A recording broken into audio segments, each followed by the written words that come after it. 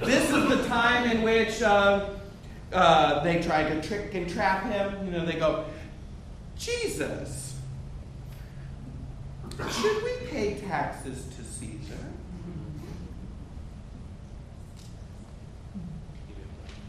You get that kind of impression. They're these like little crony creatures, It's like, we got you now. And you're like, you realize you're talking to God. And you're going to trick and trap him with some silly little thing. Because here's the deal. What if Jesus said, yes, pay taxes to Caesar? Oh, you support the Roman occupation and all the atrocities that the Romans are doing against our people. Oh, some prophet of God you are to us, right? No, don't pay taxes. Oh, so you support insurrection and rebellion. Then we should follow the zealots and take out this. And now you got the Romans all mixed up in this, right? Well, it looks like there's no way out, right? No matter what he says, we've got you trapped. What does Jesus say? Give me a coin. Give me a coin. Whose picture is on this? Caesar. Then you give to Caesar what is Caesar's, and give to God what is God. By the way, what is God's? What does God own? Everything. Your whole body, your whole soul, your whole being. Yes. Everything. So if Caesar wants this, give it to him. Here, take it. But you give to God what is God's. The conundrum is confounded. And he just walks along. And you know what they say afterwards? They plot to kill him. They plot to kill him. They plot to kill him. That's what happens in the morning. Jesus walks out of Jerusalem on the way to the Mount of Olives. When they pass by, they notice the fig tree has withered. Okay, this is a sign of the destruction of Jerusalem. The figs represent Israel, and Israel has not been producing fruit. There's no fruit, just leaves. Now remember, in John 15, Jesus had already made an analogy about this. I am the vine, my Father is the husbandman. Those branches in me that bear no fruit, he cuts off. But those who do bear fruit, he prunes so that they may bear more fruit. That same idea is here with the fig tree. Israel has not been producing any fruit. So it's withered. And now the disciples see that as they're walking to the Mount of Olives, and here Jesus gives what's called his last sermon, the Olivet Discourse. It's the last sermon Jesus will talk about, will preach, and it's all about the destruction of Jerusalem and the temple. Okay. So much could be said, and we will come back to this as in our study of Revelation. We have to, because there's so much imagery in here that is connected to Revelation. So that's Tuesday. Wednesday. Some call this Silent Wednesday because Jesus neither speaks nor does anything in record. But a major event does happen. That's why you see the bag with money. Guess what happens here? Judas betrayed Jesus. It is on Wednesday that Judas agrees to betray Jesus. Matthew 26, 14 through 16. Mark 14, 10 through 11. Luke 22, 3 through 6. And I mentioned this before, in pre-Vatican II days, during the time of Lent, you were to eat fish on Fridays like you did the rest of the year, but on Wednesdays you were also to abstain from meat in honor of this. This is the day that Judas agreed to betray Jesus. One Lenten season, I followed this tradition. It really gets you to thinking. I would just encourage you maybe next year, Lent, to try that as your own penance. Go without meat on Wednesdays during Lent in honor of Judas's betrayal. We give up meat on Fridays. We do some form of penance on every Friday of Lent, but particularly, during the year, but particularly during Lent, the church requires us to abstain from meat in order to honor the day that Jesus died.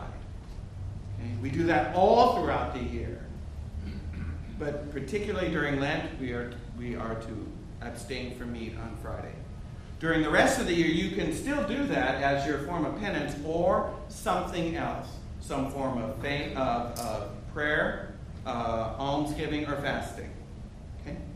So just be aware of that. Now we get to the most sacred part of Holy Week.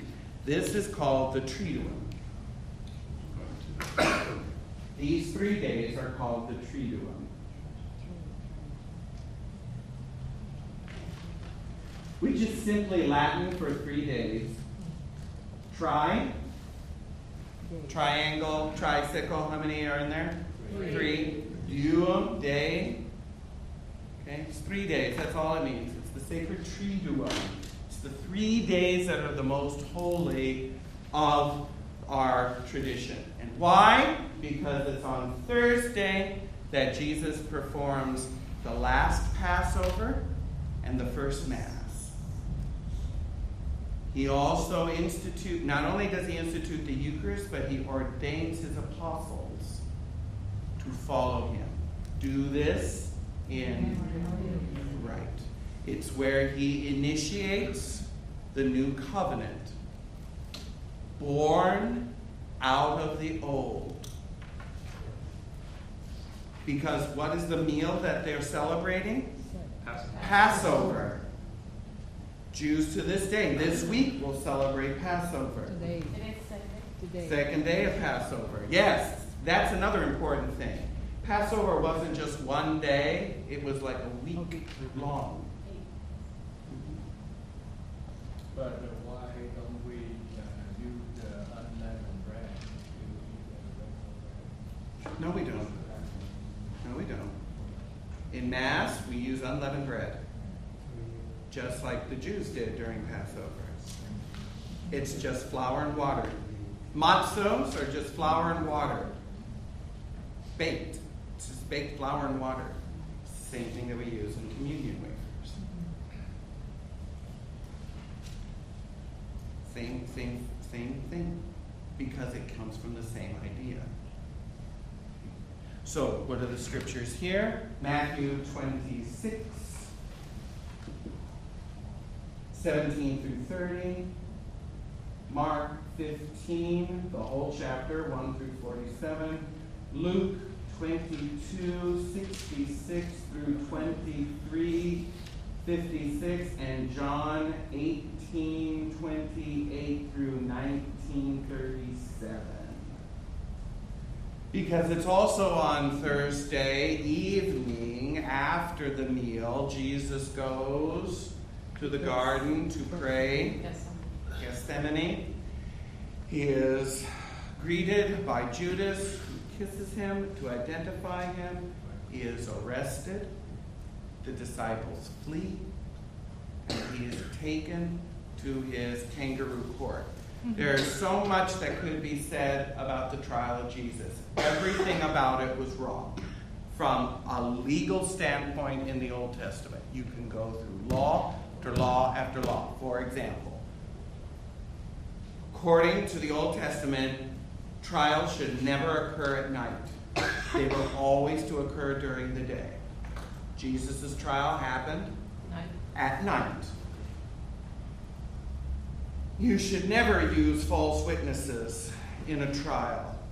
They drummed up false witnesses for the trial. The false witnesses couldn't even agree on that. You need to have 2 or 3 witnesses agree. Then none of their witnesses could agree on a charge. Finally, the high priest abjured Jesus. He put him under oath. Because all during this kangaroo court, Jesus is silent. He doesn't respond. But when the high priest looks at him and says, "Give glory to God, tell us plainly, are you the Christ?" What he was doing was putting him under oath. Saying, I'm putting you under oath. Tell us. And what does Jesus say? I am. And they about lose their cookies. Right?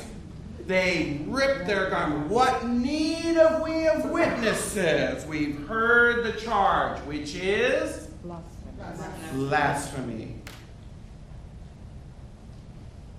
Blasphemy. Quick question. When did the devil really get into the soul of Judas? I'm sorry? When did the devil gain entrance into the soul of Judas? It was during the Last Supper. Yes. When he left, it says the devil entered into him and he went to the priest to meet with him at the garden. So what was happening when he did the dealing with the money On Holy Wednesday? on Holy Wednesday? Because I'm always confused about that, so I'm trying to get it. Yes. Well, you realize that Jesus called Judas a devil way back Oh, yeah. when, remember, during the Eucharistic discourse, John 6, he says, did I not choose all of you, and yet one of you is a devil? And it says, plainly, he was referring to Judas, who would later betray him. That doesn't mean that he was possessed by the devil in any way like that. He was saying, what does the word devil mean? It's diabolos. It is the one who is the adversary. He was adversarial to what Jesus was. He never, because he didn't accept the teaching of Jesus, yet hung around to see what he could get out of it. I'm sure he saw this as a means to either push Jesus into finally becoming the king that he keeps saying he is, or not. If I were to think in Judas's mind, if the tradition is true that he came from a zealot background, he was one of the zealots like Simon, not Peter, but the other Simon, that this idea of we have to overthrow the Romans in order, we have to do what the Maccabees did if we ever want to become a free people. I'm sure that that's what he was thinking when he was making this deal. It's either we're going to push Jesus into finally making some sort of insurrectionist move, or they'll just get rid of him. And then when he realized what he had done, that Jesus, and I think he was banking on Jesus performing some miracle, because mind you, he was watching all of this. He saw the miracles. He probably, and I know, well, I don't probably, he was one that fed the 5,000 with the rest of the apostles. He was there. This isn't some peripheral person. He was there when they raised Lazarus. He was there when he saw Lazarus raised from the dead, for heaven's sake. You know what I mean? So, and I think that if I were to interpret what he was doing, that's where it comes from. And when he wasn't doing what he wanted it to do, that's when the devil got him and pulled him out. Okay. Give me 5 more minutes, and I promise we'll be done. Okay? Good Friday. As I said earlier, what's good about Good Friday? Everything that could be wrong went wrong. Jesus has trumped up charges. He's beaten. He's spat upon. He's mocked. He's ridiculed. Everything. I love that scene in the Passion of the Christ, if you see it, while he's carrying the cross and he's stumbling. And Mary finally breaks through, to be with him. And what does he say to her while he's still like beaten down on the ground? He says, "Look, I make everything new." And you look at that and you're like, this is anything but new news. This is old news. This is the power of the world crushing a weak province and their empire, the mockery. This is nothing new. This is old news. What you don't see is that because of this, everything changed. Within 300 years, this empire would be overthrown. No one could foresee that. No one. I mean, it's just... Good Friday, where is this? Matthew 27, 1 through 66. Mark 15, 1 through 47. Luke 22, 66 through 23, 56. And Luke, oh, I got these mixed up. I got these under Thursday. I was looking at Friday. These are all Friday. I'm sorry.